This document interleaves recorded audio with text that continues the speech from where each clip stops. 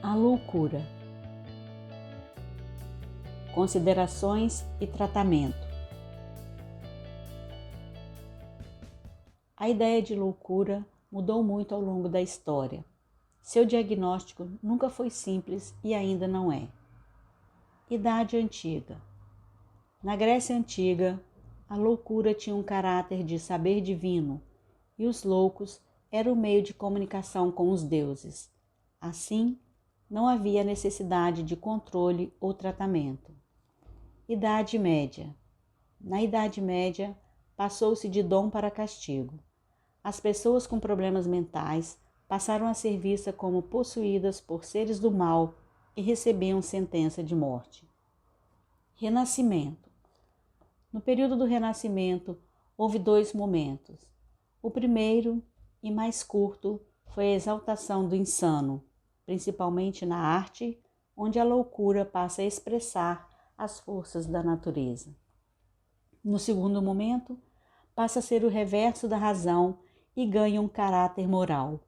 A loucura passa a ser vista como um conjunto de vícios e vira adjetivo desqualificador. Século XVII. A partir do século XVII, no contexto da Revolução Industrial da disciplina e produtividade, todas as pessoas que não se encaixavam nesse padrão de produtivos e disciplinados eram considerados loucos.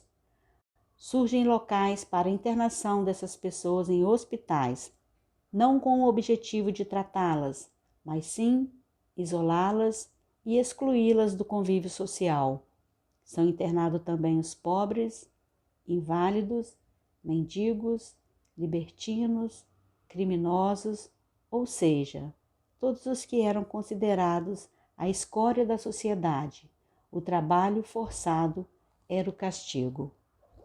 No final do século XVIII e no século XIX, com as tentativas de avanço da ciência, a loucura passa a ser vista como doença, ou seja, algo de ordem médica e não mais social.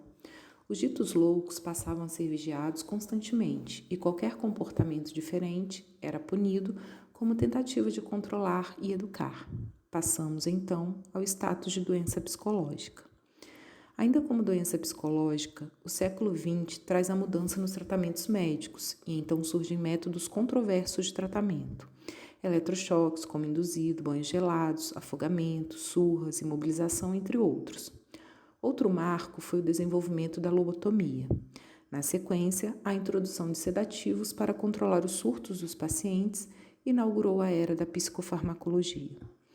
Após a Segunda Guerra Mundial, surgem os remédios antipsicóticos, com poucos efeitos colaterais, e começam os tratamentos farmacológicos das doenças mentais em grande escala, sem a necessidade da internação. Alguns anos mais tarde, temos o surgimento dos antidepressivos, que são administrados até hoje. Da exclusão social para a reinserção e a defesa dos direitos humanos, nasce a luta antimanicomial.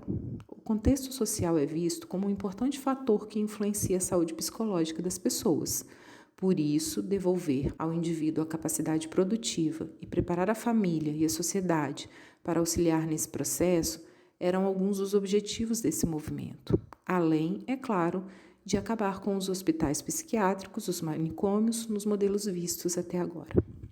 A opção de tratamento passa a ser as comunidades terapêuticas, que trabalham com as pessoas de forma humanizada e diversificada.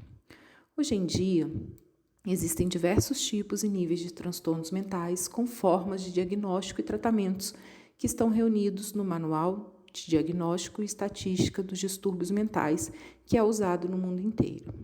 Acredita-se que grande parte da população mundial tenha, em algum grau, algum transtorno mental. Entram nesta lista surtos psicóticos, depressão, esquizofrenia, transtornos alimentares, vícios em álcool e outras drogas, demências e outros tantos transtornos. O mapeamento do cérebro e o mapeamento genético são utilizados para entender e tratar os transtornos mentais no campo da ciência.